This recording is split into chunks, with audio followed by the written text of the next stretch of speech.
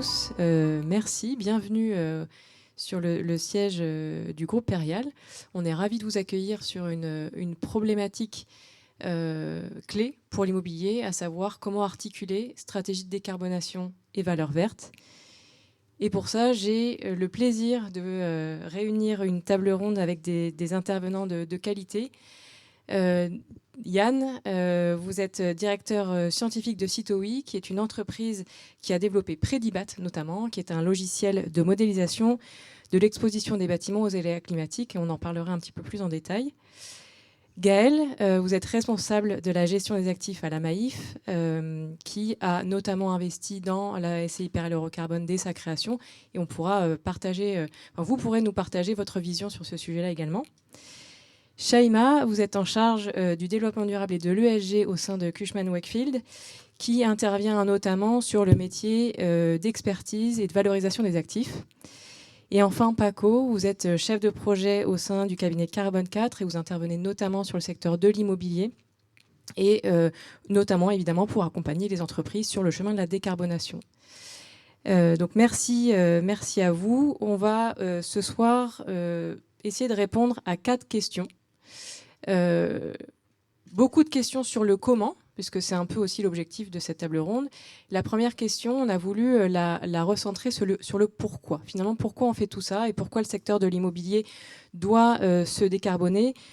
On comprend que depuis notamment la COP21 et les accords de Paris en 2015, la plupart des entreprises ont pris des engagements de décarbonation. On sait que le secteur de l'immobilier est un des secteurs les plus mauvais élèves sur le sujet des émissions de gaz à effet de serre et sur les consommations d'énergie. Alors finalement, j'ai envie de vous poser la question en premier, Paco, pourquoi le secteur de l'immobilier doit continuer à faire ses efforts sur la décarbonation ? Oui, effectivement, c'est une question qui est assez fondamentale. Je commencerai par y répondre avec une approche qui est peut-être un petit peu différente de celle qu'on entend d'habitude, pour recentrer une compréhension qui est souvent assez différente. C'est-à-dire que la première chose, c'est qu'on est sur un secteur, contrairement à d'autres, qui est très inertiel. C'est-à-dire que le produit avec lequel on joue ici, c'est un bâtiment. Ça a une durée de vie de plusieurs dizaines d'années, contrairement à d'autres produits. Et ce que ça implique, ça, directement, c'est que la majorité du parc de bâtiments qu'on a à décarboner aujourd'hui, elle est déjà construite avant les années 2000, par exemple, aujourd'hui. Ça choquera personne. Ce que ça veut dire, par contre, et ce que ça implique directement, et là c'est le cœur du sujet, c'est qu'en 2050, notre objectif en termes de décarbonation, c'est la neutralité. L'horizon qu'on se donne généralement, c'est 2050. La majorité du parc de 2050, il est aussi déjà construit. Et donc souvent, j'entends finalement décarboner le parc immobilier. C'est un sujet qui a été historiquement compliqué, mais aujourd'hui, ça va être beaucoup plus simple, puisqu'on sait construire bas carbone, on sait construire très bas carbone. En fait, l'enjeu, il n'est pas tant dans le fait de savoir construire très bas carbone, il est dans le fait de savoir décarboner ce parc existant qui va constituer l'immense majorité de ce parc immobilier à 2050. Si on tire le fil, ce que ça veut dire, c'est que le parc de 2050, en fait, en réalité, il a été construit à un moment où les réglementations et où la disponibilité des énergies était très différente d'aujourd'hui. Donc, si on le dit simplement, ce que ça veut dire, c'est qu'on a un parc qui est très énergivore, qui consomme énormément d'énergie, donc beaucoup de kilowattheures. Et par ailleurs, les énergies qui permettent de répondre à ces besoins-là, c'est en grande majorité des énergies fossiles. Donc ça, c'est un double problème. Beaucoup de kilowattheures, et des énergies avec un contenu carbone par kilowattheure très élevé, ce qui fait que quand on multiplie ces deux valeurs élevées, on a aussi beaucoup d'émissions de gaz à effet de serre. Si on regarde les chiffres de façon un peu plus classique, en Europe, plus de 40% des consommations d'énergie finale, c'est le bâtiment. Plus d'un tiers des émissions de gaz à effet de serre, c'est le bâtiment. En France, c'est pareil. On a également plus de 40% des consommations d'énergie finale, c'est quand même énorme, presque la moitié qui sont liées au bâtiment. Pour le coup, on a un quart des émissions de gaz à effet de serre. Ça, c'est lié à une particularité française qui est cette électricité particulièrement bas carbone. Mais c'est quand même un sujet primordial. Un quart des émissions d'effet de serre proviennent du bâtiment. En France, oui. On parle de tous les bâtiments. On parle de l'ensemble des bâtiments. Bureaux, tout. Tout à fait. Et de l'ensemble du cycle de vie du bâtiment. Et en fait, ce qui se passe, c'est que du coup, on va devoir jouer sur deux piliers fondamentaux. Le premier, la consommation énergétique, et le deuxième, les émissions de gaz à effet de serre. Donc en fait, ce qu'on peut déjà retenir, c'est que l'enjeu est sur le parc existant, et il est sur la réduction des consos et la décarbonation des vecteurs énergétiques qui y sont associés. Et en fait, le point suivant, c'est de se demander quel est le rythme aujourd'hui. On parlait là d'accélérer la décarbonation. Pareil, si on regarde les chiffres à l'échelle de l'Europe aujourd'hui, on sait qu'à peu près 10% du parc immobilier subit des gestes de rénovation. C'est-à-dire que ça, c'est plutôt pas mal. Ça veut dire qu'en 10 ans, on aura couvert l'ensemble du parc. Si on regarde la part du parc qui subit des rénovations avec une ambition suffisante pour atteindre les objectifs qu'on se fixe à 2050, on descend à 1%. Donc en fait, on rénove énormément, beaucoup de gestes, mais le niveau d'ambition n'est pas à la hauteur de l'objectif qu'on s'est fixé. En France, c'est exactement pareil. 600 000 gestes de rénovation par an, c'est l'objectif de la SNBC, la Stratégie nationale bas carbone. Mais quand on regarde le nombre de rénovations qui vont effectivement toucher l'objectif final, on est plutôt à 50 000. Donc on divise également par 10. Donc en fait, on a un enjeu fondamental d'attaquer et le rythme et l'ambition de la rénovation. Tout ça donc sur notre parc existant. Comment est-ce qu'on y répond aujourd'hui ? Principalement à l'échelle de l'Europe par une directive qui est la directive EPBD, donc la directive pour la performance énergétique des bâtiments. Elle vient s'attacher principalement à la question de l'énergie en exploitation de ces bâtiments-là. Ce qu'elle fait, c'est qu'elle pose un seuil minimal pour les États membres et puis elle leur laisse de la flexibilité pour qu'ils viennent derrière adapter la transposition de cette directive-là dans leur réglementation nationale. Elle va demander aux pays d'avoir un plan de rénovation ambitieux en termes de rythme et en termes d'objectifs à viser. Logique. Elle va demander de sortir des énergies fossiles à 2040 complètement. Logique vis-à-vis de ce qu'on vient de se dire tout à l'heure. Et elle va demander que toutes les constructions neuves dès 2030 soient à consommation très faible et sans énergie fossile. Donc vous voyez qu'en fait, elle part exactement du même constat pour écrire cette directive-là que celui qu'on a posé au départ. En France, on a une forme d'avance réglementaire. Si on regarde comment est-ce que la réglementation française fonctionne, on remarque qu'on a pratiquement transposé tout ce qui va rentrer dans le cadre de la refonte donc, de l'EPBD pour 2024. Et ça, c'est quand même une particularité française. On a la RE 2020 sur la construction neuve qui fixe des seuils de carbone et sur l'énergie et sur les matériaux pour toutes les constructions neuves, avec des seuils millésimés, 2025, 2028, 2031. Ça, c'est pour le neuf. Pour l'existant tertiaire, on a le dispositif éco-énergie tertiaire qui fixe des réductions drastiques de consommation énergétique en 2030, en 2040, puis en 2050. Et puis, on a pour le logement en existant la refonte du DPE qui est venue rajouter les gaz à effet de serre dans le DPE et qui est venue interdire aussi l'allocation de passoires thermiques avec des échéances également fixées dans le temps. Dans ce que je viens de vous dire, en fait, il y a deux points communs très importants à toutes ces réglementations. Le premier, c'est que ça inclut et l'énergie et les gaz à effet de serre. On l'a dit, c'est une très bonne façon de faire puisque c'est là-dessus que repose la décarbonation du secteur. La deuxième chose, c'est qu'il y a des échéances fixées dans le temps. Ça peut vous paraître un détail, ça peut vous paraître bizarre que je vous les énumère aussi, parce que vous n'avez pas nécessairement tout de quoi noter. En fait, c'est un peu le cœur du sujet. Ce qui se passe avec ces échéances-là, c'est qu'on est en train d'ouvrir une porte complètement différente. On est en train de dire votre actif porte un risque que je suis en capacité de qualifier, voire de quantifier, puisque je sais, à horizon donné, qu'il ne sera plus en accord avec la réglementation et qu'il va y avoir un besoin de mise en conformité.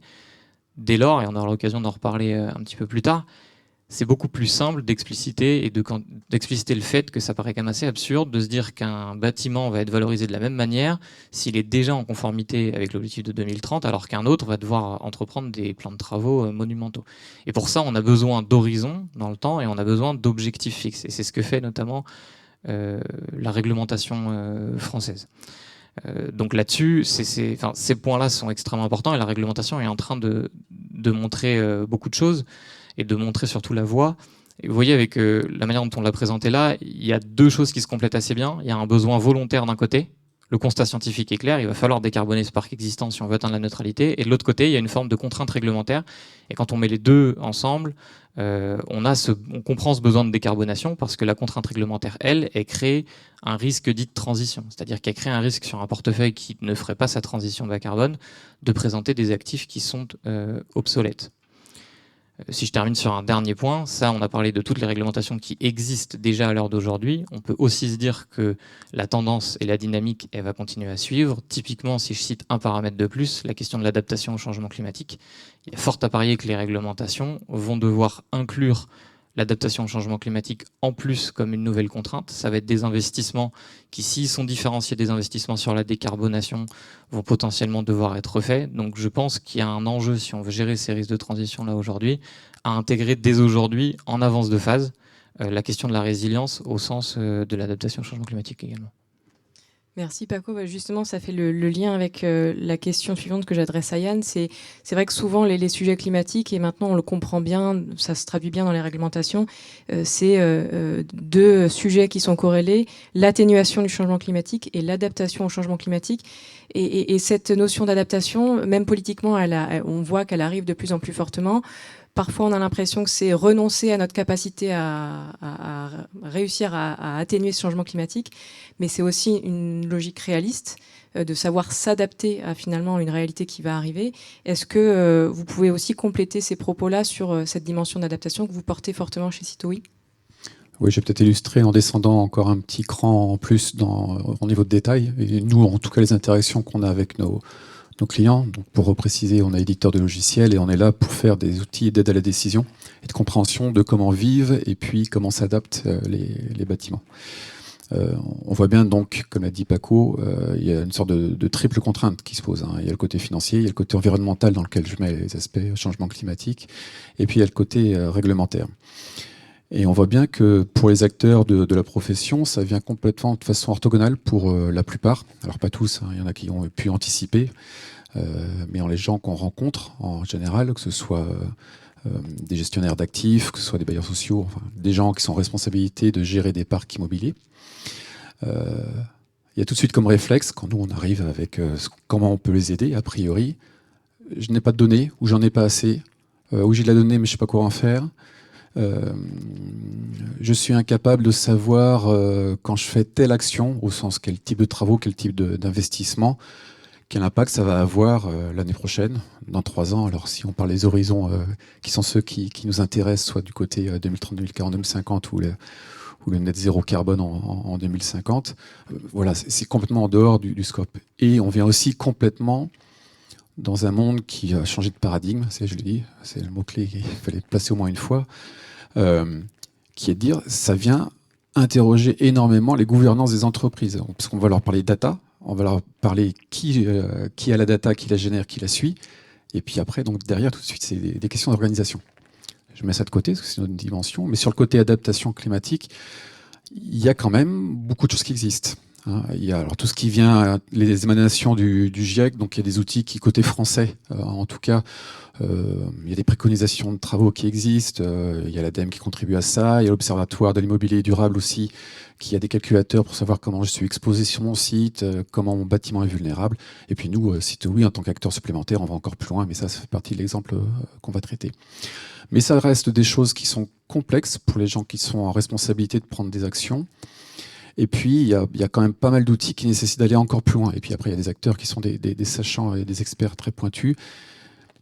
Mais ça reste quelque chose pour lequel il faut des outils qui soient plus souples, plus dynamiques, et continuer à nous tous l'acculturation de la profession ce sont des sujets pointus, mais c'est faisable, il y a énormément de choses qui existent pour vous donner les moyens de comprendre là où on en est, de comprendre vos actifs et de savoir qu'est-ce qu'il faut faire pour s'adapter aux aspects réglementaires, financiers et environnementaux. Merci Yann. Alors effectivement, on comprend la nécessité d'avoir une prise de conscience, des outils qui permettent de concrétiser ces notions qui peuvent parfois paraître un peu abstraites. Alors vous, Gaël, côté Maïf, finalement, ces sujets-là, vous les avez compris depuis longtemps, de par votre métier aussi, par les convictions que vous portez. Est-ce que vous pouvez nous expliquer un petit peu les engagements que vous avez pris et finalement comment l'immobilier répond à ces engagements-là ? En fait, il y a plusieurs sujets. Il y a la réglementation qui, de toute façon, s'impose à nous et elle est de plus en plus forte, elle est de plus en plus à nous pousser à y aller. Et il y a un principe de réalité, c'est-à-dire que actuellement, si vous n'avez pas fait le nécessaire, en tout cas, si vous n'avez pas initié le process, quand vous négociez un immeuble, on le disait, il y a une date d'échéance, les travaux doivent être faits et on quantifie soit l'investissement nécessaire, soit la baisse de valo tout simplement. Donc ça, c'est un premier point. Après, pour la Maïf, c'est un cas un peu particulier puisqu'en 2009, on a initié une démarche ESG qui s'est traduite à la fois par le statut d'entreprise à mission en 2020 et puis on parlait de la NZAOA où là, en 2022, on s'est doté de plusieurs dimensions. Donc une dimension effectivement qui est de baisser de 25% notre empreinte carbone, donc sur les portefeuilles d'investissement. Donc ça, c'est l'existant, on essaie de 2025. Donc ça arrive vite. De 25 ans. En fait, c'est une base 2020 et en 2025, vous êtes à moins 25%. Et après, le deuxième, le pendant, c'est de dire il faut aussi qu'on amplifie tous les investissements sur la transition énergétique. Et le troisième qu'on a à cœur de développer, c'est une politique d'engagement où là, on essaye d'influer sur notre environnement pour dire il faut changer.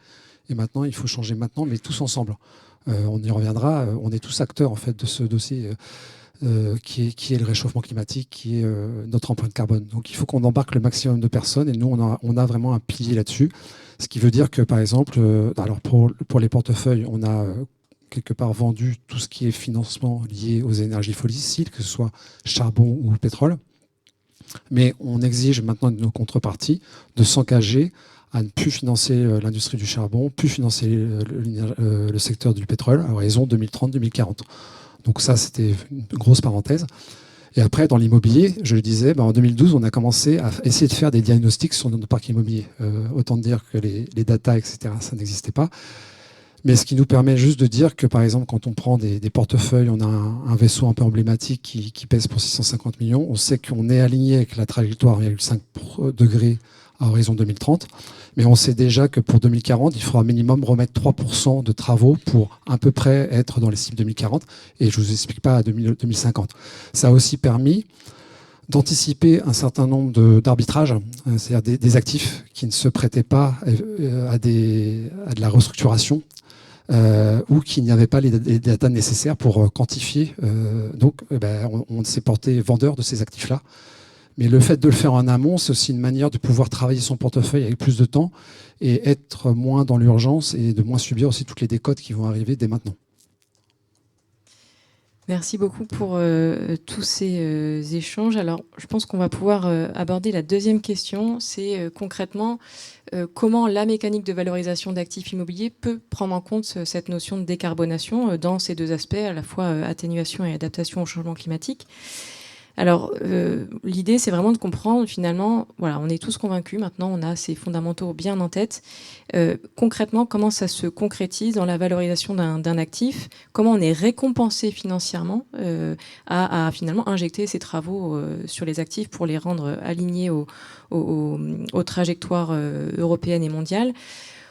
On comprend aussi que quand on se place à l'échelle des locataires, des grands utilisateurs, eux aussi ont envie de choisir des bureaux bas carbone pour respecter leurs propres engagements, pour respecter aussi à l'échelle de leurs responsabilités les enjeux réglementaires type décret tertiaire. Donc eux-mêmes sont prêts à payer plus cher un actif qui est bas carbone ou qui respecte les réglementations énergétiques. Mais finalement, quand on se place à l'échelle d'un propriétaire d'actifs immobiliers, on est parfois un peu déçu parce que finalement, dans l'exercice de valorisation, cette dimension, cet effort que l'on fait pour amener ces actifs sur les trajectoires de décarbonation, elle ne se retrouve pas concrètement dans le prix. Donc, Shaima, chez Cushman et Wakefield, vous portez cette compétence ESG, notamment pour le métier de l'expertise. Est-ce que déjà vous pouvez nous rappeler comment fonctionne classiquement une expertise immobilière et quels sont les indicateurs financiers que vous regardez? Alors une expertise immobilière, elle repose sur le principe de réflexion de ce qui se passe sur le marché au moment de l'évaluation. C'est-à-dire, on va se référer aux comparables qui sont relatifs à l'actif qu'on est en train d'évaluer, en termes d'emplacement, en termes de qualité technique, donc toutes les caractéristiques qui pourraient être similaires, et c'est par rapport à ces caractéristiques-là qu'on va déterminer la valeur d'un actif. Ça se détermine financièrement par un loyer, donc une valeur locative de marché, un taux de rendement, etc. Donc ce sont des paramètres financiers, paramètres qui relèvent du marché, qui vont déterminer ce mécanisme d'évaluation immobilière. Et donc si je fais le lien avec l'ESG, aujourd'hui, l'ESG constitue de plus en plus un élément impactant dans la prise de décision. Malheureusement, ça n'a pas toujours été un élément qu'on peut identifier de manière très détaillée, isolée, comme par exemple l'emplacement. C'est quelque chose qui est relatif à la performance technique, par exemple, d'un immeuble ou aux qualités qu'il peut offrir d'un point de vue social ou de gouvernance, qu'on peut très difficilement cerner si on n'a pas une vision approfondie de l'actif. Vous prenez 3 actifs situés sur la même rue, si vous n'avez pas les données techniques de chacun de ces actifs-là, vous n'allez pas pouvoir juger de leur performance ESG et savoir quel est le niveau d'impact de cette performance sur la valorisation. Vous allez avoir potentiellement le loyer, vous connaissez l'emplacement, vous allez appliquer un taux de marché, mais cette performance ESG reste pas très lisible quand on ne connaît pas tous ces détails-là. Et donc, si vous êtes déçu, justement, si ce n'est pas reflété, c'est parce que le problème, c'est que des fois, quand on réalise une évaluation immobilière, des fois, l'expert se retrouve en manque d'informations par rapport à ses performances ESG, à la stratégie du propriétaire et aussi à la cible qu'il souhaite atteindre. Il faut savoir que le travail d'expert immobilier, c'est de refléter une réalité de marché, mais c'est aussi, il peut avoir une casquette de conseil où il peut venir en aide à un propriétaire pour dire, si vous faites un ensemble de travaux à une date donnée, ça peut potentiellement, si vous avez calculé les gains potentiels en termes d'efficacité énergétique, etc., ça peut avoir un impact sur la liquidité de votre actif, sur sa VLM potentielle, sur la réduction des durées de vacances, etc. Et valeur locative de marché. Voilà. Donc, tous ces facteurs-là sont des facteurs qui rentrent dans le calcul d'un cash flow et donc qui vont impacter la valeur d'un immeuble. Donc, pour que vous ne soyez pas déçus, il faut juste qu'on puisse récupérer l'ensemble de ces données-là et qu'on puisse les analyser. Il faut que aussi l'expert ait cette sensibilité et compréhension parce que il doit être évidemment au courant des évolutions réglementaires. Il ne peut pas ignorer, par exemple, la défaillance d'un actif immobilier par rapport aux obligations de décret tertiaire. Quand il voit un actif qui est défaillant d'un point de vue énergétique et qu'il n'y a pas de budget CAPEX en face, il doit se poser la question, quelle est la stratégie du propriétaire? Dans le cas contraire, il a un actif qui n'est pas très performant, mais il voit un réel investissement et une projection de la part du propriétaire. Il doit aussi comprendre qu'il y a des efforts et ça doit être reflété dans son appréciation. Donc c'est un travail, je dirais, collaboratif entre propriétaires où on souhaiterait comme expert mieux comprendre sa stratégie pour l'accompagner et c'est aussi une sensibilité et un suivi régulier de la réglementation de la part de l'expert qui doit être fait. Merci Chaimia. Donc si je résume, c'est standardiser les données, industrialiser la collecte des données et la complétude et la fiabilité, et aussi faire monter en compétence le métier pour que voilà, les experts puissent mieux prendre en compte ces enjeux-là, mieux comprendre les réglementations, voir comment c'est aligné et comprendre aussi la dynamique d'amélioration. C'est vrai que dans un exercice de valorisation, c'est pas toujours simple de faire l'exercice de j'ai un état donné, j'ai un plan de travaux qui est souvent en euros, avec des lignes de travaux qui doivent être décryptées et finalement projeter cette dynamique d'amélioration. Donc ça, c'est vrai que c'est pas simple. C'est ça. L'idéal, c'est qu'on se mette à peu près à la place du propriétaire. On connaît ce budget CAPEX en euros, les performances potentiellement en kilowattheure. On essaie de les convertir aussi en euros. Et on refait l'exercice, en fait, de cette manière-là pour tout financiariser, en fait, et refléter ça dans la valo.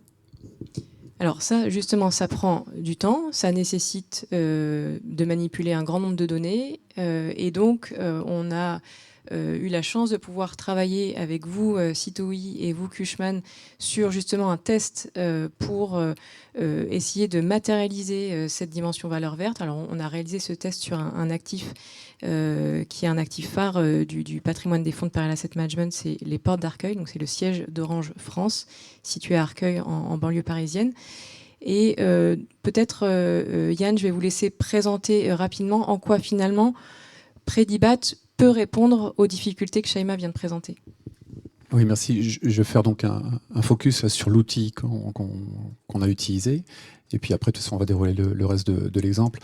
Ce qu'on apporte, nous, avec Predibat, c'est vraiment un outil d'aide à la décision pour venir aider à répondre à la question. Quand je mets X euros dans tel ou tel travaux, ou si je ne fais rien d'ailleurs aussi, quel est l'impact sur 4 verticales aujourd'hui ?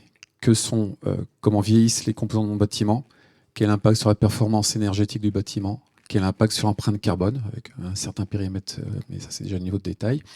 Et puis le sujet là, d'aujourd'hui, qui est, est-ce que mes travaux m'aident à être plus adapté au changement climatique qui me concerne sur le lieu où est le bâtiment, ce qu'on vient localiser avec vraiment les informations qui importent pour le bâtiment.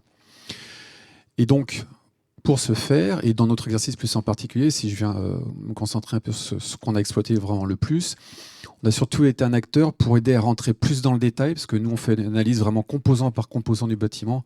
Pour prendre des exemples, ce sont les fenêtres, ce sont les éléments de la toiture, ça va être les chaudières, les systèmes de ventilation, les stores intérieurs, qui est une des options qu'on a regardées aussi, etc., etc. Donc, comme on travaille à ce niveau-là, on est capable après de donner un niveau de détail sur les plans de travaux qui vont intéresser ces éléments-là et de pouvoir aussi les planifier sur à quelle année il faut les déclencher au mieux en fonction du coup des objectifs qui sont visés par Perial et la façon dont ça pourrait être utilisé par Cushman. Donc on amène ce niveau de détail-là avec un niveau de précision, avec les coûts qui sont en face et surtout de pouvoir associer mes CAPEX et quel CAPEX avec un impact sur toute ou partie des indicateurs qui nous intéressent. Et donc c'est là où on s'insère dans le système et le process de valorisation.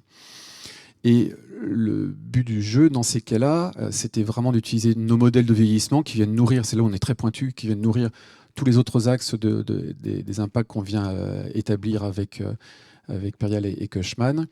Et ça s'appuie sur des modèles prédictifs, sur l'intelligence artificielle évidemment, et sur les données. Dans les données, c'est là tous les enjeux qu'on a, c'est autant les données de nos clients, parce qu'il faut avoir le plus possible de ce qui est connu, qui correspond le bâtiment en particulier, ou les bâtiments si on a plusieurs sur un site.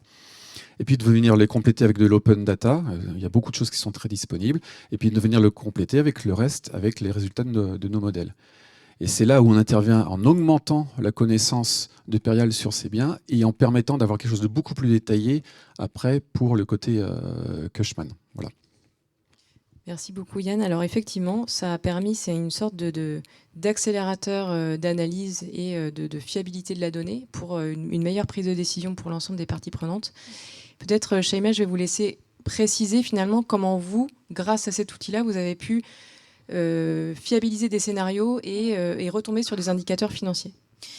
Alors on est parti sur un premier scénario dans lequel on s'était dit, vu les données qu'on a récupérées de Predibat, un montant CAPEX bien déterminé nous a permis d'atteindre en fait une réduction des consommations énergétiques de l'ordre de 10%. Donc on se met dans un premier scénario où on se dit si ces 10% d'économie étaient récupérés directement par le propriétaire, c'est-à-dire comme le locataire paiera une charge globale, loyer plus charge, cette réduction de charge en fait elle viendra impacter directement le flux qui sera perçu par le propriétaire et augmentera son NOI, c'est son Net Operating Income. C'est un scénario qui nécessite un accord entre propriétaire et locataire pour pouvoir faire un avenant au bail en cours et dire au locataire vous allez en fait, parce qu'on vous a fait des travaux, vous allez payer un peu plus cher, parce qu'en contrepartie, il y a une réduction de charges de votre côté. Ce n'est pas un cas toujours facile à passer, surtout si on est une société de gestion, mais on a fait quand même l'exercice parce que ça peut être intéressant dans le cas où le propriétaire était lui-même l'utilisateur. Donc, il est directement impacté par les charges. Ça peut très bien marcher, par exemple, pour un opérateur hôtelier qui détient les murs de l'établissement et qui est aussi impacté par les charges de cet établissement. Donc, on a fait un premier scénario comme ça, qui était, à mon sens, pas tout à fait réaliste pour être très transparente, mais on l'a fait une première hypothèse. Ça nous a permis en fait de dégager potentiellement une création de valeur de l'ordre de 500K, sachant que est-ce que je divulgue la valeur de l'actif ou pas? Non. Donc voilà, mais ça reste en fait une création de valeur supérieure au montant investi, si je peux dire ça comme ça. Et donc c'est une création de valeur qui est comparée donc au coût des travaux qui est de l'ordre de 37%. Ça, c'est un premier scénario. Le deuxième scénario, on se pose dans un cadre où on a plus de marge de manœuvre. On réalise donc des travaux d'optimisation énergétique. on dégage une optimisation, donc une réduction des charges, en fait, des consommations énergétiques. Et cette optimisation, on va l'inclure directement au nouveau loyer qu'on va proposer sur le marché quand l'actif sera rénové et proposer à un nouveau locataire pour un nouveau bail. Et là, on a plus de marge de manœuvre de négociation parce qu'on n'a pas de bail déjà établi qui va nous lier et nous limiter.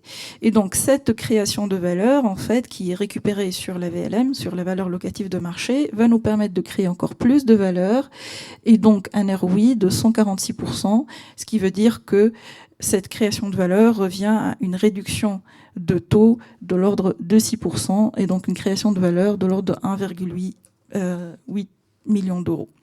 Donc, dans les deux cas, l'exercice, en fait, était fait dans l'objectif de passer d'une donnée en kilowattheure, qui n'est pas une donnée utilisée généralement par les experts, la convertir en euros, supposer que ces économies sont récupérées par le propriétaire, dans un premier cas, si le locataire le permettait, très difficile à atteindre, dans un deuxième cas, si on envisage vraiment une restructuration et une recommercialisation, là, on est plus à l'aise à négocier donc un loyer et à argumenter en fait en face d'un locataire et donc à rentabiliser ces travaux. Donc, c'est-à-dire que les travaux de conformité ESG ne sont pas forcément qu'une charge, mais potentiellement, si ce n'est pas créateur de valeur, c'est protecteur de valeur.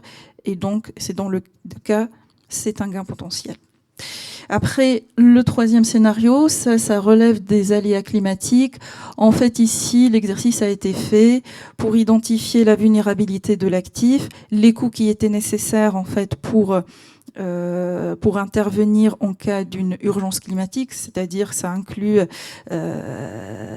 l'urgence de l'intervention, les coûts de réparation, etc.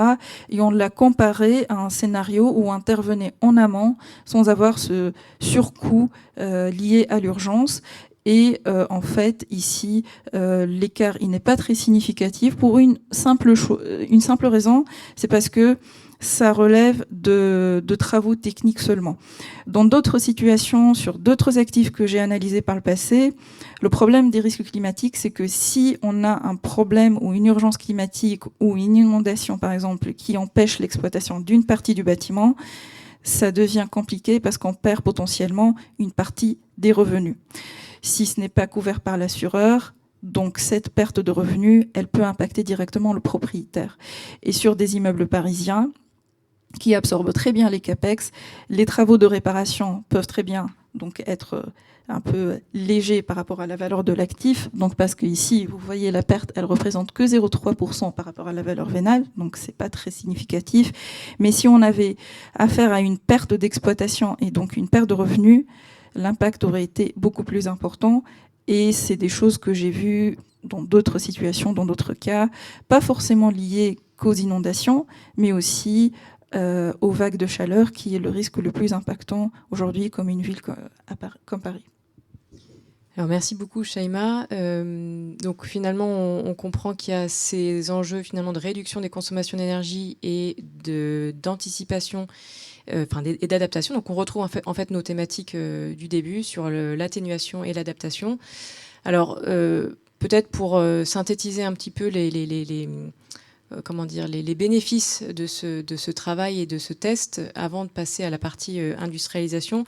C'est vrai que pour des acteurs comme Perle Asset Management, ça a permis aussi de valoriser tout le travail qui est fait sur l'analyse des plans de travaux, sur la réalisation des travaux, qui a des coûts importants et qui finalement vise à se matérialiser au sein de cet exercice de valorisation. Pour Cushman, je pense que, Shaima, vous l'avez bien dit, c'est vraiment une prise en compte de ces plans de travaux-là et une vraie prise en compte de la valorisation avec finalement des outils qui sont adaptés avec la masse d'informations sur laquelle vous devez travailler. Et puis peut-être côté Citowi, Yann, vous souhaitez peut-être compléter ça. Finalement, vous, qu'est-ce que ça vous a apporté ce test-là ? Nous, c'est un petit peu comme à chaque fois, mais là, c'était vraiment d'y aller en trio, c'était très très important parce qu'on a pu aller au fond du détail de jusqu'à quel niveau d'information vous disposiez. qu'est-ce qui était nécessaire et de bien comprendre aussi le besoin du côté de Cushman en termes de niveau de détail nécessaire pour vraiment aller dans l'optimisation de la valorisation et avoir ce cercle presque vertueux. En tout cas, du coup, de venir vous donner une réponse sur la valo qui correspond vraiment à vos actions et de bien les prendre en compte quantitativement et vraiment avec un screening qui va venir regarder tous les aléas les uns après les autres de changement climatique, de pouvoir estimer et de quantifier le côté dépenses énergétiques et l'impact sur les charges. Et voilà, et à nous trois d'avoir pu, de façon très complémentaire, et ça n'aurait pas pu être fait un peu ex nihilo, de voir quels étaient les besoins, les limites de chacun. Et nous, c'était notre non-connaissance de votre côté Perial et de votre côté Cushman, et de venir assembler un processus augmenté par rapport à ce qui se fait d'habitude et avec ce qu'on a pu apporter dans la boucle pour avoir des gains et une meilleure vue de ce qu'il en était. Effectivement, je pense que ça a permis à tout le monde de comprendre voilà, les besoins qu'on avait, les limites qu'il y avait et finalement de pouvoir solutionner et potentiellement réfléchir à une industrialisation. Alors effectivement, une fois qu'on se dit voilà, on a fait ce test-là, ça a plutôt bien fonctionné. En tout cas, on a des résultats très concrets. Comment on peut industrialiser l'approche? Alors peut-être avant de vous redonner la parole, Shaima, j'avais peut-être envie d'interroger Paco.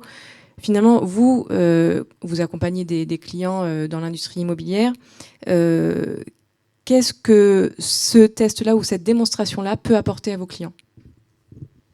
Effectivement, j'en parlais tout à l'heure, hein, la recherche de valeur verte, et c'est le sujet, elle est questionnée depuis longtemps dans les accompagnements qu'on a, et de rechercher un lien entre la partie volontaire dont je parlais au départ, ce besoin qu'on a vis-à-vis du constat scientifique notamment, et la partie plutôt contraignante réglementaire de l'autre, et essayer de trouver entre les deux une valorisation de ces actions-là. Je pense que cet exemple-là, c'est extrêmement bénéfique pour le type d'accompagnement qu'on a auprès de différents acteurs. C'est valable dans les deux cas d'ailleurs, hein, côté bailleur comme côté preneur également, parce qu'on se rend compte qu'aujourd'hui, il y a une forme de collaboration beaucoup plus forte qu'avant sur ces questions de contribution à l'atténuation et à l'adaptation des actifs. Moi, j'ai vu deux exemples assez concrets. D'un côté, si on veut, du côté plutôt volontaire, des entreprises qui sont en transition de leur business model, qui ont vraiment commencé à transformer leur modèle d'activité.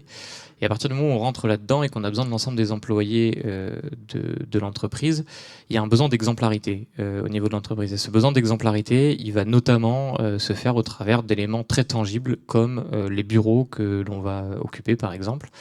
Et donc ça veut dire qu'on a besoin aussi de démontrer la performance environnementale des bureaux qu'on va occuper. Ils peuvent aussi prendre une part importante dans le bilan d'émissions du bâtiment à ce moment-là. Donc ça, c'est une première partie et qui est clairement non négligeable. Aujourd'hui, on l'a clairement vu. Et puis ça, plus la contrainte réglementaire, on a aussi vu des exemples d'entreprises qui devaient prendre à bail un bâtiment. En l'occurrence, on était plutôt sur un bâtiment neuf, là sur cette question-là. Et qui, en fait, du point de vue de leur stratégie de décarbonation, l'empreinte carbone associée à l'opération ne correspondait pas à leur trajectoire de décarbonation. Et un petit peu au dernier moment, il y a eu une volte-face qui est dangereuse, hein, même d'un point de vue financier, parce que là, le processus est assez avancé. Mais en fait, il leur était trop compliqué d'être complètement en désaccord avec leur trajectoire de décarbonation. Et donc, l'idée, ça a été de se demander comment est-ce que le programme pouvait aller plus loin dans la décarbonation. Ça pourrait être vrai sur un programme d'amélioration de l'existant, ou de trouver une option bis qui permettait effectivement d'avoir derrière un bâtiment qui entrait dans le cadre de la trajectoire de l'entreprise. Donc je pense que cette approche-là, elle est complètement pertinente pour énormément d'acteurs, notamment côté preneur, et puis côté bailleur, la question de trouver de la valorisation en face et être capable de la défendre, c'est assez fondamental. Ouais. Merci. Alors, Shaima, j'ai l'impression que ça ouvre, cette expérimentation, elle ouvre aussi un champ des possibles qui est assez important. Donc on a vu finalement cette expérimentation, elle permet de lever un des freins, c'est celle de la moteur de calcul, hein, finalement, d'analyse de ces données-là. On sait qu'il y a d'autres freins plutôt normatifs à l'échelle du métier de l'expert en valorisation. Est-ce que vous pouvez nous en dire un petit peu plus là-dessus, sur le Redbook notamment? Alors oui, le Redbook, en fait, effectivement, il nous oriente vers une prise en compte. Le Redbook, c'est le référentiel des experts. Pas du tout. C'est le Redbook de l'ARIX, en fait. C'est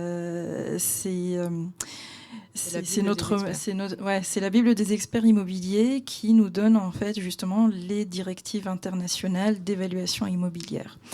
Et donc ce guide-là, en fait, si je peux dire, nous oriente justement et nous pousse vers une prise en considération des aspects ESG.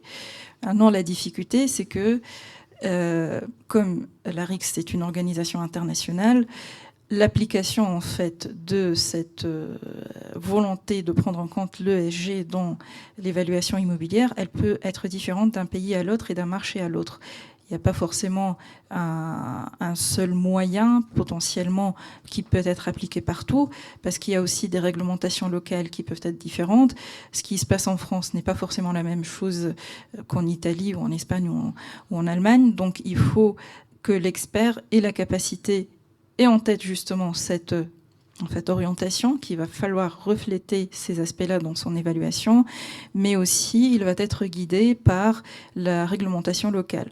Donc ici en France, on sait qu'on a par exemple des échéances liées au décret tertiaire 2030, 40, 50. Nous, ça nous encadre et ça nous donne une feuille de route en tant qu'expert immobilier. Ça nous permet de dire si j'atteins pas ou si l'actif que j'évalue n'atteint pas une certaine performance à une date donnée, là, il y a potentiellement une pénalité. Dans d'autres pays, c'est peut-être pas le cas et c'est difficile du coup de le matérialiser.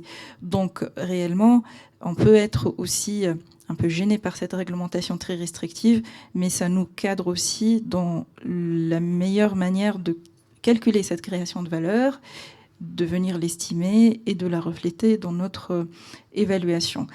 Et dans tous les cas, ceux qui investissent aujourd'hui dans les démarches vertes, ils sont en train, même si ça engendre des capex, ils sont en train soit de créer une valeur en plus, soit de se protéger contre une perte de valeur, et en tout cas pérenniser en fait leurs actifs le jour où ils les mettront sur le marché. Merci Shaima. Alors je pense que pour vous, côté Citowi, c'est finalement cet outil de calcul qui permet d'entrevoir l'industrialisation en fait, de cette méthode. Oui, tout à fait. Et je vais revenir sur ce que j'avais dit un peu tout à l'heure. L'essentiel pour nous, c'était vraiment de s'insérer, parce que nous, notre démarche est de s'insérer avec vos outils existants et avec vos pratiques, et d'avoir bien identifié ça. Et donc, ça voulait dire ce côté interopérable qui était, enfin, nous, on a designé notre outil pour être comme ça, de s'adapter au type de données qu'il y avait du côté Eperial, de pouvoir les absorber, et de l'autre côté, de pouvoir sortir le type d'information dans le bon format et aussi avec les bons indicateurs pour le côté Cushman. Donc ça, c'était le côté interopérabilité qui était très important, et c'est ce qu'on a validé. Une autre dimension aussi qu'on apporte pour le côté industrialisation, mais ça qui est déjà intégré à ce qu'on fait, c'est le passage à l'échelle. Nous, on est un logiciel en SaaS, donc ça veut dire que c'est plus une histoire d'espace dans le cloud, parce que nos modèles qui tournent dans le logiciel, après, sont complètement réplicables et déployables, peu importe l'échelle du parc. Une autre dimension, c'est l'aspect dynamique. Là encore, par définition, par construction, nous avons un outil qui, tiens, j'avais oublié tel type de données, ou j'en ai une plus récente, alors on la met, et tout le reste vient s'automatiser et se mettre à jour. Je décide d'avoir fait des mises à jour tous les X temps, parce que je sais que j'ai fréquemment des audits ou des actions comme ça que je peux récupérer. Là aussi, je les mets à jour. J'ai des travaux que j'ai vraiment faits qui ne sont plus à budgéter, mais ils sont actés. Je les rentre et tout le reste vient s'actualiser aussi. Donc, tout ce dont on a parlé, le côté adaptabilité au changement climatique, empreinte carbone, énergie et vétusté sont remis à jour. Et ce qui fait que finalement, ça nous a confirmé qu'on apparaît comme un outil qui permet d'être aussi utilisé comme un tiers de confiance, avec un côté technique qui est robuste et avec des méthodes qui sont reconnues, parce qu'on a une démarche assez transparente avec vous. Enfin, j'espère que c'est comme ça que vous le ressentez aussi. Et ça a permis de valider tout ça. Et le passage à l'échelle, pour nous, n'est pas un sujet. Parce qu'une fois qu'on a pu valider ce process de travail ensemble, le reste est moins compliqué. Alors, merci beaucoup pour répondre à cette question d'industrialisation. Alors, moi, j'aimerais bien ouvrir aussi sur cette quatrième question. C'est finalement au-delà de cet exercice qu'on a pu détailler avec vous sur vraiment cette dimension plutôt environnementale. Finalement, j'ai l'impression que cet exercice-là nous permet d'envisager aussi une démultiplication de la prise en compte des dimensions autres qu'environnementales, dans cette mécanique de valorisation. Je pense notamment aux enjeux sociaux, sociétaux. Je crois à la Maïf, Gaëlle, que vous avez évidemment travaillé ces sujets-là sur comment finalement détailler une stratégie extra-financière sur des volets pas uniquement climatiques, biodiversité ou sociaux notamment. C'est tout à fait ça. En fait, la problématique qu'on a actuellement, c'est que les combats, ils ne sont pas uniques. On ne parle pas d'empreinte carbone et point, c'est fini. Non, on élargit déjà l'empreinte carbone à la biodiversité. Donc on a plutôt une politique climat, en fait. Et à côté de ça, il faut s'occuper aussi des autres dimensions, donc la partie sociale. Et le tout, je dirais, en plus, en mixant les classes d'actifs. C'est aussi ça, c'est assez matriciel comme démarche. Et donc, du coup, non seulement on déploie, alors je reviens sur le côté décarbonation, on le déploie sur l'ensemble des classes d'actifs, ce qui nous amène, par exemple, sur la dette privée, à mettre un certain nombre d'exigences de nos investissements, des KPI sur ces investissements. Ça nous amène à le faire sur les obligations gérées en direct. Donc ça, c'est le premier point. Et sur la partie sociale également, oui, on a une politique sociale assez ambitieuse. Et donc, de ce point de vue-là, on utilise aussi le levier de l'immobilier à travers, par exemple, la création de fonds dédiés sur du résidentiel avec une dimension inclusive, donc au niveau des populations, alors qu'elles soient seniors, des personnes à mobilité réduite ou des étudiants, ou de l'accession à de la propriété à des loyers modérés. Donc en fait, voilà, c'est assez matriciel, je le disais, mais à tout moment, en fait, encore une fois, je reviens sur cette logique, l'investisseur, il est acteur du changement, en fait. Donc à ce titre-là, s'il l'a pas par conviction, il a une forme d'obligation quand même de le faire, parce que de toute façon, à un moment donné, alors sur l'environnement, c'est passé on va dire, dans l'arrière-plan de l'esprit. On sait qu'il y aura des attendus réglementaires, des dates à respecter. Mais au niveau social, on va aussi avoir des problématiques de société et sociales à gérer. Et je dirais qu'on peut utiliser les actifs et la gestion justement pour aller vers un mieux commun. Merci. C'est vrai qu'on a tendance et je pense que cette table ronde le démontre, on a tendance à beaucoup financiariser l'actif immobilier. Or, c'est quand même notre habitat naturel. C'est voilà, le cadre bâti est notre nouvel habitat naturel.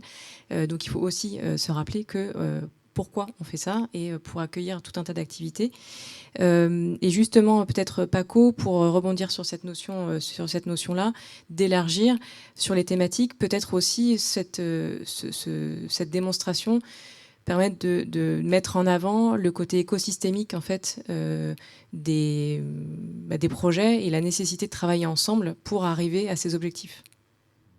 Oui, tout à fait. Écosystémique, c'est le terme. Hein. Je pense que c'est ce qu'on voit. Oui, ça vous a mis pas de... Par écosystémique, l'idée étant de se dire que la décarbonation, par exemple, ne se fera pas à l'échelle d'un acteur donné ou à l'échelle d'un actif donné, encore moins. L'idée ici, c'est de se dire que dans la chaîne de valeur de l'immobilier qu'on va avoir ici, vous allez avoir, de toute façon, si vous voulez décarboner votre propre activité, si vous voulez décarboner votre propre portefeuille, vous allez avoir une forme de dépendance à l'amont, à l'ensemble de vos fournisseurs. C'est très clair sur une gestion de parc existant, sur les fournisseurs notamment d'énergie. Il va y avoir un besoin de décarbonation aussi de ce que vous allez acheter pour que votre propre trajectoire puisse suivre. Cette dépendance, elle n'est pas problématique. Vous avez à l'aval exactement la même relation avec vos clients qui, eux, vont pouvoir aussi avoir un certain nombre d'exigences et vous pousser vous-même à votre propre décarbonation quand vous allez pousser vos propres fournisseurs à le faire. Mais il faut aussi qu'il y ait une forme de reconnaissance de cette surperformance par rapport à la moyenne du marché. C'est ce dont on parle ici. Et je pense que ce qui est important, c'est de se rappeler qu'il y a encore une fois une forme de cercle et d'écosystème qu'il faut aller chercher. Vous êtes les clients de vos fournisseurs, vous êtes les fournisseurs de vos clients. Et donc, si vous arrivez à infuser dans cette chaîne de valeur le besoin de compréhension de la problématique, si vous arrivez à infuser un objectif suffisamment ambitieux dans les actions que vous menez au travers de l'amélioration de vos actifs notamment, derrière ça descend toute la chaîne de valeur et ça se reproduit tout au long. Et il n'y a qu'à cette condition-là qu'on peut observer vraiment une décarbonation complète. Et dire en quelque sorte que ça résonne un peu avec le scope 2, scope 3, c'est l'impact d'une approche de décarbonation. C'est une bonne approche. C'est l'idée que dans le bilan carbone, effectivement, on a des scopes 1, 2 et 3 et que ces scopes 3 vont tous se recouper les uns les autres et que c'est pas un problème parce que la décarbonation, c'est pas une question de responsabilité. le budget carbone, la responsabilité, c'est pas ça le sujet. La question, c'est une question de risque. C'est une question de risque de transition et de risque d'adaptation globale de l'ensemble de l'économie. Donc effectivement, c'est une bonne image. Il y a un besoin de fonctionner, encore une fois, au travers de l'ensemble de la chaîne de valeur et de s'outiller correctement pour être en capacité de donner la bonne information à l'amont et à l'aval et de l'avoir transformée en performance réelle. Et je crois que c'est tout l'objet de ce qu'on est en train de se dire aujourd'hui. Merci. Alors, je pense que, bon, effectivement, c'est plutôt positif de dire qu'on a besoin de travailler ensemble, tous ensemble. On a aussi, je pense, besoin de démontrer que c'est possible d'y arriver. Et pas juste de se dire ah mince, voilà, il y a tout un tas d'obligations sur lesquelles je dois travailler. Et je pense que si on réfléchit à se dire ok, je prends en compte ces obligations, mais en fait, c'est un peu ce que vous disiez Paco sur la transformation des modèles d'affaires. Comment j'anticipe ça, comment je fais muter voilà, mon activité pour que non seulement ce soit aligné aux réglementations, mais aussi que ça génère des impacts positifs sur la société, sur tout un tas d'autres enjeux qu'on a l'habitude de représenter sous le format de la théorie du donut avec les limites planétaires et le plafond social. Mais finalement, c'est projeter un avenir positif et un futur désirable sur... Voilà, moi, j'ai toujours cette même image de footprint et handprint. Footprint, c'est voilà, la terminologie anglaise pour dire l'empreinte carbone. J'ai une empreinte par l'existence même de mon activité. Je génère des impacts négatifs, que ce soit sur le climat, la biodiversité, etc. Mais par mon activité aussi, grâce à mon existence. Alors, les Anglais appellent ça handprint. On a difficilement la traduction en français. Mais je génère des impacts positifs. Et finalement, cet équilibre impact positif, impact négatif, il doit être en faveur de la génération de ces impacts positifs pour réussir à transformer les choses et justement nous projeter vers quelque chose de beaucoup plus souhaitable. Merci beaucoup à toutes et à tous. J'en profite juste pour vous présenter très rapidement la SCI Perle Eurocarbone, puisque c'était le fonds qui a en partie l'actif qu'on a présenté, l'actif d'Arcueil. Donc SCI Perle Eurocarbone, qui est une SCI bas carbone, qui est devenu fonds impact en début d'année et qui donc vise à décarboner l'ensemble du patrimoine qu'elle gère avec un alignement aux accords de Paris et un volet de contribution bas carbone également. Merci beaucoup. Si vous le souhaitez, on peut prendre vos questions. Bonsoir, Nicolas Berthelot, Dynamic Workplace.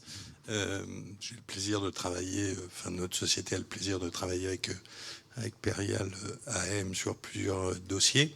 Je suis un petit peu surpris qu'on ait, lors de cette table ronde, pas abordé le sujet de l'intensité d'usage, parce que pour nous, et en tant que société de conseil, c'est quand même la première chose qui permet à la fois de faire baisser l'empreinte carbone, et je dirais par collaborateur. La deuxième chose, c'est toutes les réflexions que l'on mène à travers la RICS, mais aussi la Frexim, justement pour inclure dans la valeur vénale ou la valeur locative, peu importe, des actifs, justement toute cette notion d'empreinte et de valeur plus verte de l'immobilier. Voilà. Et puis la troisième chose, c'est que aujourd'hui, on a quand même un recul à travers certains bâtiments que nous, on peut opérer. Je pense à par exemple, le bâtiment, le siège de Vinci Immobilier, qui a maintenant 5 ans, avec une GTB, un BOSS, qui va sortir 1 Tera de données jour. Et donc, on sait parfaitement l'analyser, et on a un recul déjà depuis 5 ans. Alors, ce sont les premiers immeubles qu'on a pu, je dirais, auditer, et sur les premiers où a été installé ce type de maintenance. Mais, je veux dire, on a quand même un certain recul. Sur le climat, sur l'évolution du climat, je suis assez d'accord. Est-ce que ça sera 3, 4 degrés? Est-ce que l'impact est aussi fort que ce qu'on peut l'imaginer? Je sais pas trop. En tout cas, avec l'évolution du climat et ce qu'on a connu aujourd'hui, je crois que c'est chez Cushman, on parlait d'inondations.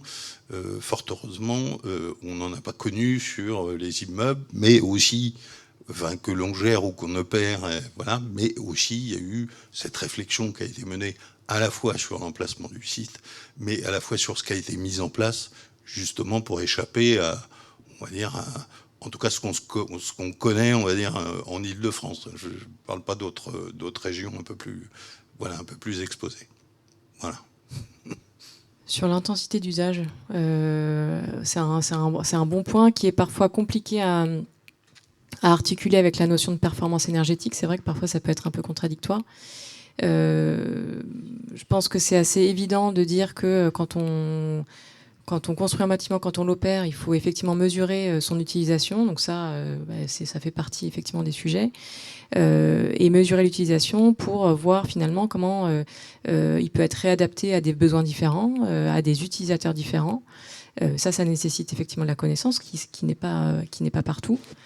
Je ne sais pas si l'un d'entre vous souhaite réagir sur l'intensité et finalement comment on peut, avec cet indicateur, aussi contribuer à une meilleure valorisation éventuellement. Je ne sais pas si c'est déjà des travaux qui sont regardés. Tout est relatif. Je ne pense pas que ça soit peut-être un paramètre qu'on a pris en compte jusque-là, mais ça pourrait aussi faire l'objet d'une réflexion supplémentaire, tout à fait. Par rapport au climat, ce que vous venez de dire, oui, effectivement, je parlais d'inondations, mais heureusement qu'à Paris, on n'en a pas connu peut-être récemment là, mais il y a d'autres risques comme les vagues de chaleur qui vont être plus impactantes pour des immeubles qui ne sont pas très bien équipés. Et je pense que sur une ville comme Paris, c'est ce risque-là qu'il faut plus regarder qu'un risque d'inondation ou des risques de submersion marine sur des villes littorales. Et tout le patrimoine français n'est pas le siège de Vinci Immobilier, malheureusement. Donc on doit composer avec. Ni celui de Périal, absolument. Oui, pour rebondir sur ces 3 points. Sur l'intensité, pour le côté, alors c'est ma casquette vraiment directeur scientifique, il y a des façons d'aller intensifier ou de caractériser l'usage, enfin, et l'intensité, en fonction du type de bâtiment et ainsi de suite. Les fois où on a des données suffisamment précises pour aller vraiment au fond des choses, c'est assez rare. Enfin, au moins dans l'expérience qu'on a là depuis plusieurs années. Mais c'est des choses qui seraient complètement intégrables et donc qui auraient un impact sur différents aspects et qui pourraient se traduire comme ça de façon significative ou pas, peu importe, mais c'est incorporable. Vous avez évoqué aussi les grilles Frexim et RICS. Alors, sans le dire, on en a fait, parce que dans ces grilles-là, la RICS notamment, on va parler d'énergie, de consommation, on va parler d'empreinte carbone, on va parler des solutions, des programmes d'adaptation pour en face des risques climatiques. Alors, l'aspect biodiversité et ainsi de suite, on ne les a pas abordés, mais ça aurait été une autre façon de présenter ce qu'on a fait. À mon avis, on aurait pu le montrer au travers de ces grilles-là. Ça c'était pas. On aurait pu le faire comme ça aussi. Et puis sur le côté climatique, oui, donc je rebondis pas sur tout le monde n'a pas un boss. Et quand la GTB ou le GTA, après quand on gratte, ah oui, mais finalement on n'a pas forcément tel ou tel type de données. Bon, ça c'est nous quand on arrive dans ces environnements-là, c'est génial parce qu'on absorbe tout. Et puis ça... mais c'est absolument pas la réalité de la majorité, au moins de tous les clients qu'on a. Mais on tendra vers ça. Merci beaucoup. Si vous le souhaitez, on peut continuer les échanges juste à côté. Merci beaucoup.